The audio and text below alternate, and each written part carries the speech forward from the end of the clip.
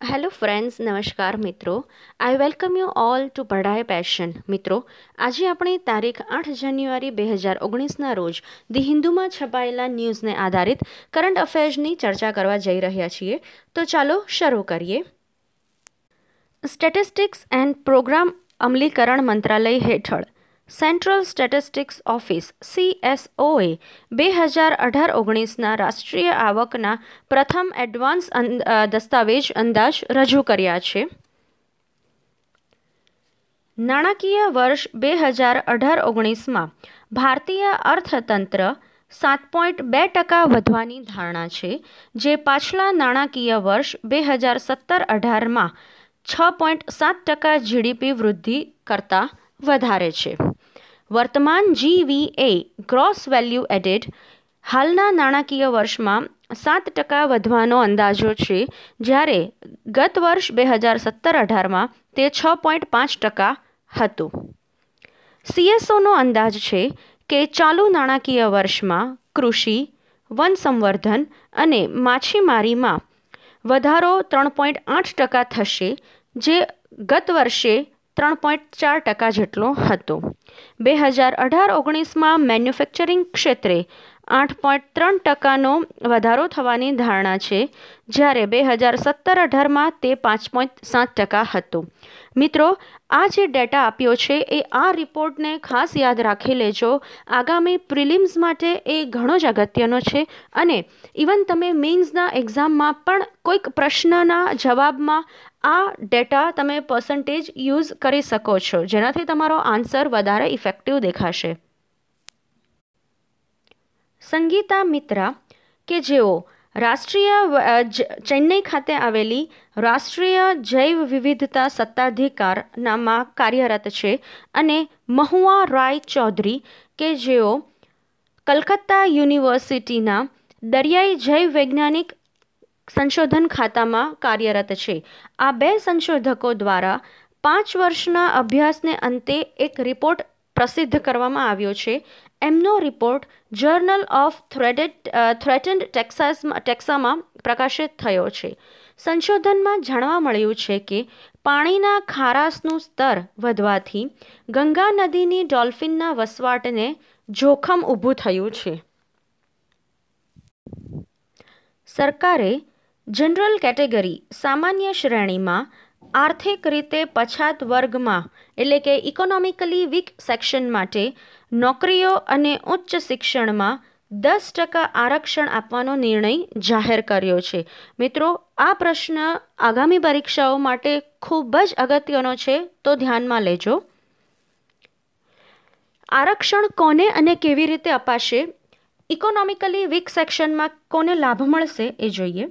અહેવાલો અનુસાર જે વાર્ષિક આવક ₹8 લાખથી ઓછી હોય તેઓ અને જે લોકો 5 એકરથી ઓછી જમીનની માલિકીની ધરાવતા હોય તેમને, એ સિવાય કોટા મેળવવા માટે એક રેસિડેન્શિયલ હાઉસ કે જે 1000 ચોરસ ફૂટથી નીચે હોવું જોઈએ અને 200 યાર્ડની નીચેના નિવાસી પ્લોટની નોન નોટિફાઈડ મ્યુનિસિપલ એરિયામાં હોવું જોઈએ, તો એમને આ આરક્ષણનો લાભ મળશે. આ આરક્ષણનો લાભ હાલના 50% આરક્ષણથી ઉપર રહેશે. સરકારે રિઝર્વેશનનો આ લાભ આપવા માટે બંધારણની કલમ 15 અને 16માં સુધારો કરવા માટે બંધારણીય સુધારા બિલને દાખલ કરવાની યોજના બનાવી છે. હવે મિત્રો, બંધારણમાં કુલ 7 મૂળભૂત અધિકારો હતા, જેમાંથી એક હવે કેન્સલ થઈ અને 6 મૂળભૂત અધિકારો આપણી પાસે છે. 6 મૂળભૂત અધિકારો એ અનુચ્છેદ 12થી 35 અંતર્ગત આવે છે. આ રિઝર્વેશનનો લાભ મેળવવા માટે અનુચ્છેદ 15 અને 16માં સુધારો કરવાની વાત છે. તો અનુચ્છેદ 15 એમ સૂચવે છે કે રાજ્ય ધર્મ, જાતિ, જ્ઞાતિ, લિંગ, જન્મસ્થળ કે એવી કોઈપણ બાબતે દેશના નાગરિકો સાથે ભેદભાવ કરશે નહીં. અને અનુચ્છેદ 16 જે દર્શાવે છે કે જાહેર નોકરીઓમાં દરેક નાગરિકને સમાન તક આપવામાં આવશે, તો આ 2 અનુચ્છેદમાં ફેરફાર કરવામાં આવશે. રિપબ્લિક ઓફ ચાઇના દ્વારા ઇસ્લામના નીતિ નિયમો માટે એક નવો કાયદો પસાર કરાયો છે. ટૂંકમાં ઇસ્લામ ધર્મને ચીની સ્વરૂપ આપવાની વાત કરાઈ છે. ઇસ્લામિક સિનિઝાઇઝિંગ એટલે ઇસ્લામ ધર્મને ચીનીકરણ આપવું.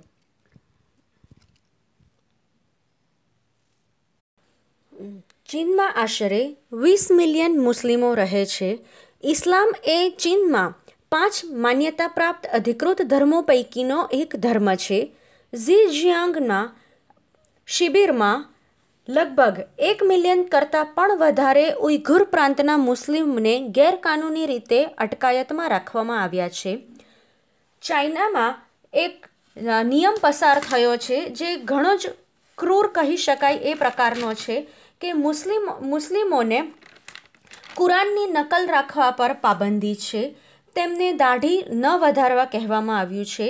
ઇવન મુસ્લિમો પોતાના બાળકોના નામ જે ખૂબ જ ઇસ્લામિક પ્રકારના લાગતા હોય એવા પણ ન રાખી શકે અને તેમને નમાઝ પઢવા માટેની મેટ કે ચટાઈ કહી શકે ને એવું પણ રાખવાની મનાઈ ફરમાવવામાં આવી છે.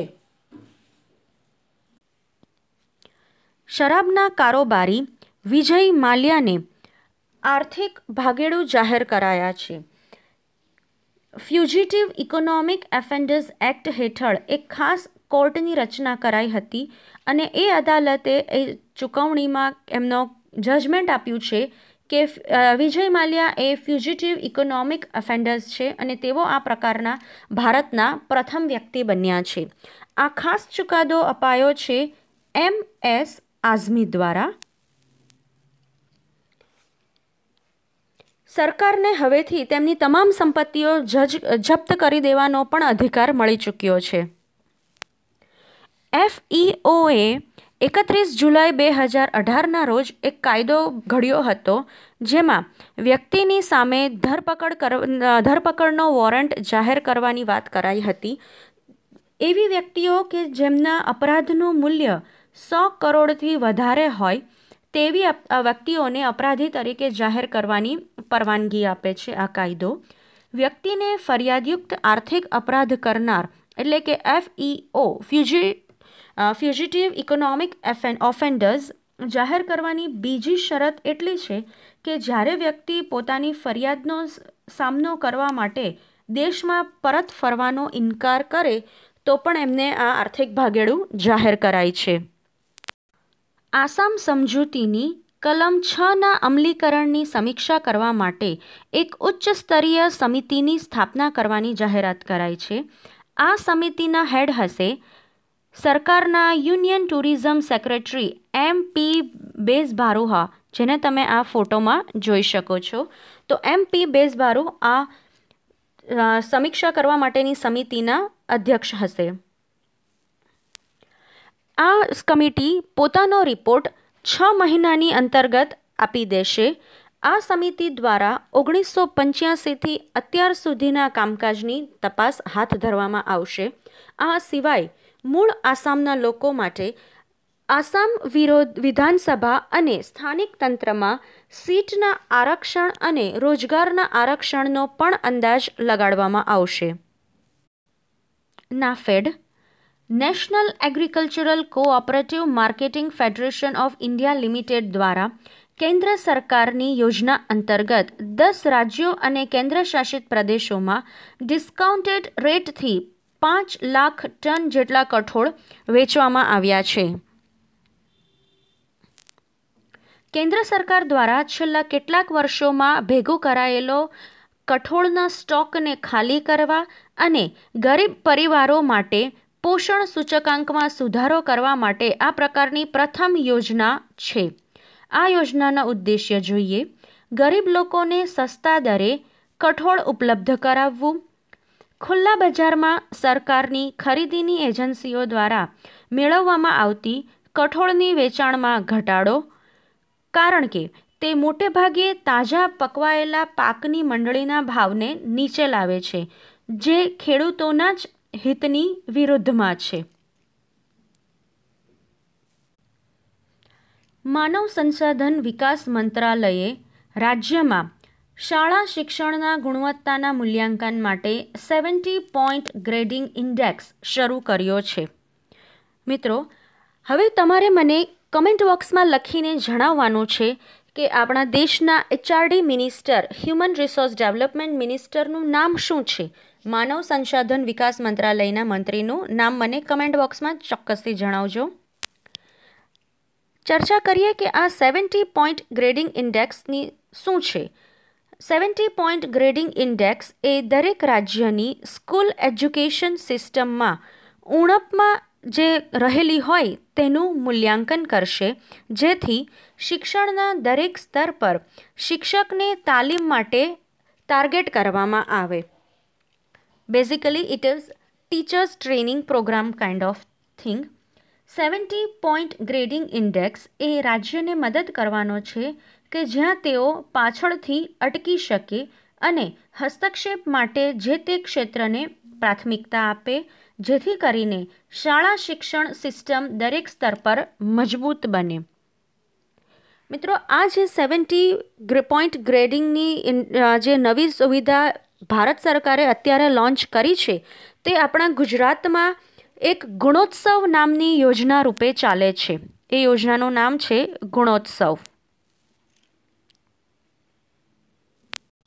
ટેક્સટાઇલ મંત્રાલય કે જેના હેડ છે, જેના મિનિસ્ટર છે સ્મૃતિ ઈરાની, તો એ ટેક્સટાઇલ મંત્રાલયે યાનના ભાવમાં વધઘટને ટાળવાના હેતુથી પાવર ટેક્સ ઇન્ડિયા સ્કીમના ઘટકો પૈકીની એક યોજના તરીકે યાન બેંકની યોજના શરૂ કરી.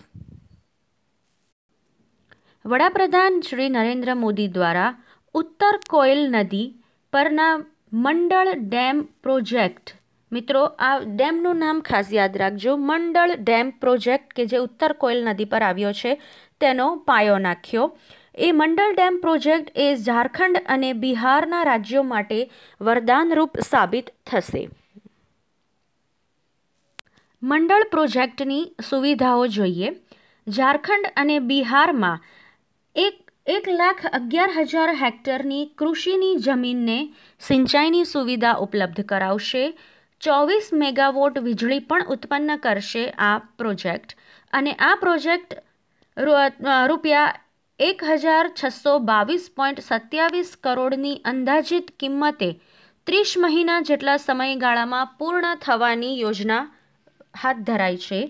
મુખ્યમંત્રી કૃષિ સિંચાઈ યોજના પ્રધાનમંત્રી કૃષિ સિંચાઈ યોજના PMKSY હેઠળ લાંબા ગાળાના સિંચાઈ ભંડોળના ગ્રાન્ટ તરીકે કેન્દ્ર સરકાર દ્વારા 60% આમાં ફાળવવામાં આવ્યા છે અને બાકીના 40% નાબાર્ડ દ્વારા ધિરાણ કરાયેલી લોન દ્વારા રાજ્ય દ્વારા ચૂકવવામાં આવશે. અને મિત્રો, આ હવે એક ઉત્તર કોયલ નદી પર મંડળ ડેમ બાંધવાની વાત થઈ. તો હમણાં મિત્રો 2 દિવસ પહેલાં જ આપણે કરંટ અફેર્સમાં ચર્ચા કરી કે ગોદાવરી નદી પર પણ એક બહુહેતુક યોજના શરૂ કરવામાં આવી છે. તો મને કમેન્ટ બોક્સમાં જણાવો કે ગોદાવરી નદી પર કઈ બહુહેતુક યોજના શરૂ કરાઈ છે. સંસદીય સ્થાયી સમિતિ PSEએ ભલામણ કરી છે કે કેન્દ્ર સરકાર સ્ટાફ પસંદગી કમિશન SSCને હવે વૈધાનિક દરજ્જો આપવામાં આવે. SSC એ ગ્રુપ A સ્તરની એટલે કે A લેવલનું જે ગ્રુપ હોય એનાથી નીચેની પોસ્ટની ભરતીને લઈને UPSCના બોજને સરળ બનાવવા માટે તેની રચના કરાઈ હતી. UPSC union public service commission અને તમામ રાજ્ય જાહેર સેવા આયોગની પાસે આ બંધારણીય અથવા કાયદાકીય દરજ્જો છે, એ આપણે જાણીએ છીએ. SSC એક જ એ માત્ર એવી સંસ્થા છે કે જે મોટા પાયે એ આવી UPSC અને જે તે રાજ્યની PSCને સમાન જ કાર્ય કરે છે, તેમ છતાં તેમને વૈધાનિક દરજ્જાનો આનંદ મળતો નથી. તેથી સરકારે SSCને પણ વૈધાનિક દરજ્જો આપવાની રજૂઆત કરી છે. બ્લડ પ્રેશર ઘટાડે એવું સુપરફૂડ જે શેવાળમાંથી બનાવવામાં આવે છે, આ બ્લડ પ્રેશર ઘટાડવા માટે આવું સુપરફૂડ મદદ કરી શકે છે. સુપરફૂડ, જેને વિશ્વમાં સૌથી વધુ સંપૂર્ણ ખોરાક સ્ત્રોત તરીકે વર્ણવવામાં આવે છે, તેમાં વિશિષ્ટ પ્રોટીન SP6 રહેલું છે, જે પ્રાણીઓમાં ધમનીને આરામ આપવા માટે મળી આવ્યું હતું. તો મિત્રો, આ સાથે આપણે આજે તારીખ 8 જાન્યુઆરીના કરંટ અફેર્સને અહીં જ સમાપ્ત કરીએ છીએ.